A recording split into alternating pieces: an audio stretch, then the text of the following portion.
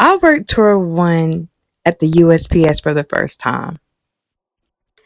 Let me say that I respect anyone that works on tour one.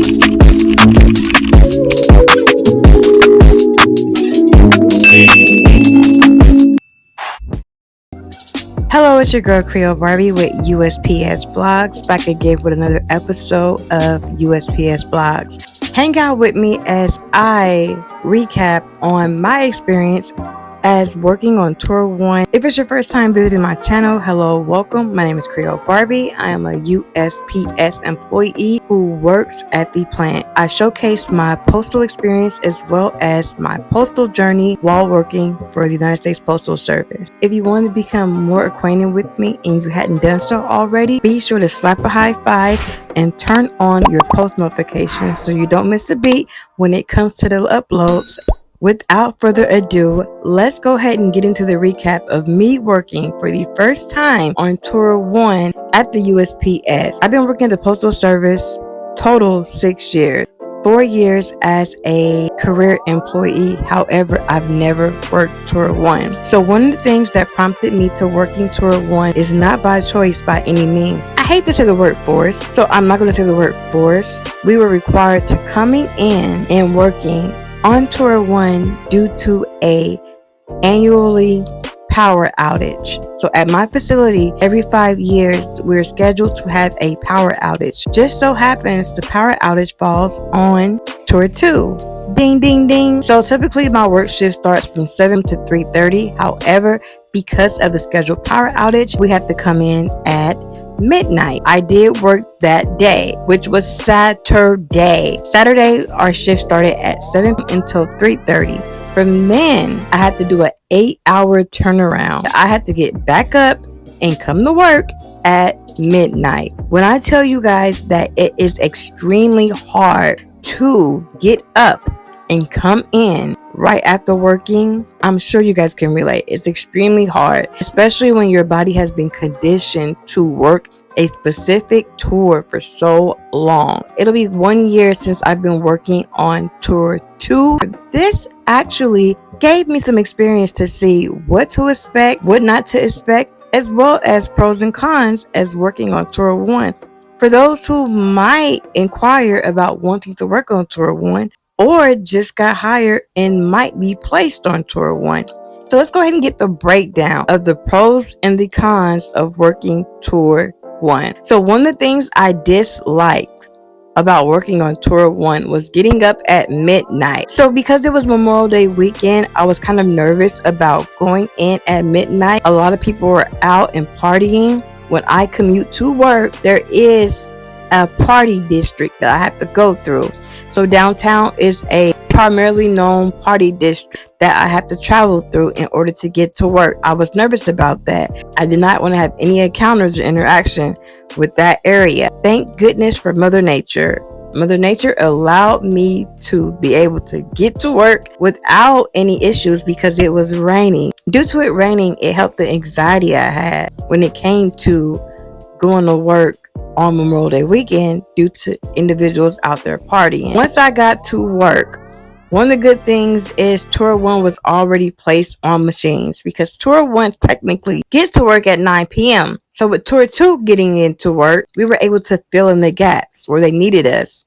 Keep in mind, I work in letter automation. Letter automation, individuals were already processing letters through the DBS machines. For 6 hours, I only had to do 2 things, and that was to sort PARS letters. And what PARS is that if you have any mail that come in that's listed as return to sender or someone's deceased, things of that nature, you have to sort through the mail, make sure they're faced properly, and place a placard behind the letter that is assigned to. That way, when they're running the PARS mail on the PARS machine, there isn't any discrepancies. The same with doing IRS mail, because I did do that for the first half of my work shift. I had to go through each letter and pull off the green tabs off of the IRS mail. I did enjoy that because we did not have to work extremely hard, and I am so thankful for that, because when I tell you it was hard for me to sleep, that's number two. It was hard for me to sleep during that time I needed to be asleep in order to come to work and do my job, because I'm not used to the hours. So I only had 2 hours of sleep and I really needed to get through the day. I don't do energy drinks. I don't drink caffeine anymore because you guys may or may not know I had weight loss surgery. So I'm on a health kick right now. Another thing that I don't like, and comment below if you guys work overnight and you feel the same way. I just feel like time does not go by quick enough on the overnight shift. Time was literally dragging. I remember when we first got there, our supervisor called for a plan 5 and she wanted to ask us, what time do you guys want to go on your first break and your lunch?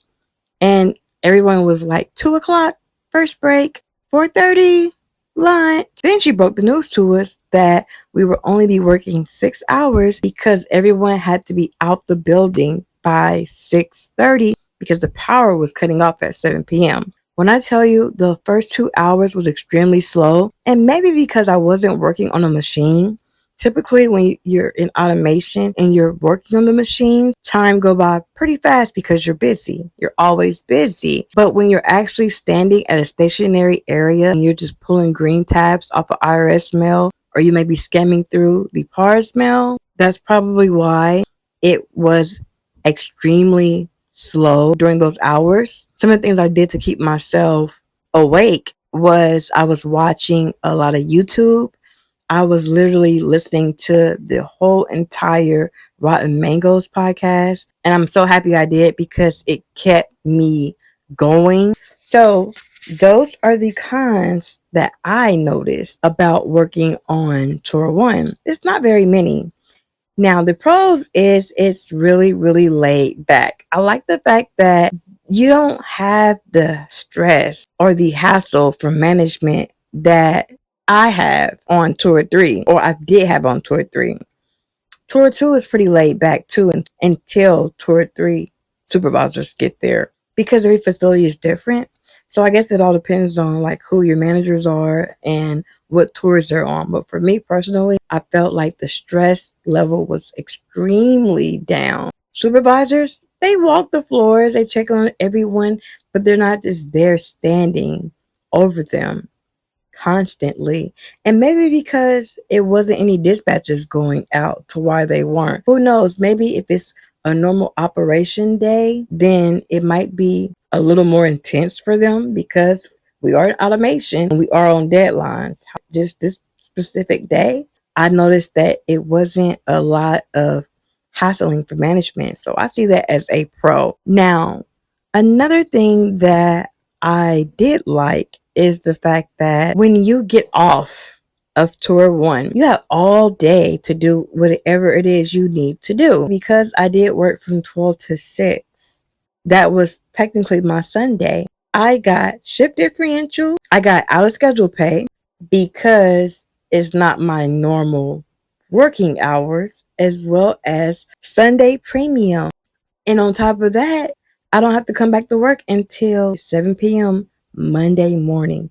So I have all day, the entire day, to do what it is I need to do. But because I was up all night, I will say that I have a touch of insomnia. Literally, I came home and tried to sleep. I probably slept for an hour and then I'm back up. And it's so weird because even now, like, I'm so tired. I try to sleep and I can't sleep. So I'm talking to you guys. When it comes to working Tour 1, I feel like as time go on, you really can get used to it. I'm happy I had this little taste of working Tour 1 because I might consider working Tour 1 if Tour 2 ever comes to a point to where letter automation is abolished, because this is for another video, but there is a lot of changes that's happening throughout the facilities, especially when it comes to start times and tours. A lot of tours are becoming 2 tours only. If you're watching this and you work Tour 1, why did you choose Tour 1? Is it because you're used to it now? Because that's the desired tour you were placed on? once you joined the Postal Service? Did you actively bid on Tour 1 because you found it more convenient for yourself? Now, another thing about Tour 1 I noticed is that a lot of people do go on Tour 1 if they want the weekends off. It seems like if you want to have weekends off, you have to go on a less desired tour. So that's probably why a lot of people chose to do that. For me, I like to get off early. However, I do hang out with my postal bestie a lot on the weekends. And because of that, working Tour 1 probably wouldn't benefit me any. Thank you guys for watching this video. Comment in the comment section below. Be sure to give me a big thumbs up because you guys, this helps get the videos out in the algorithm. I'm excited. Let everyone see what USPS Vlogs is all about. However, my time is up. Thank you guys for watching me as always. And I'm definitely signing out right now.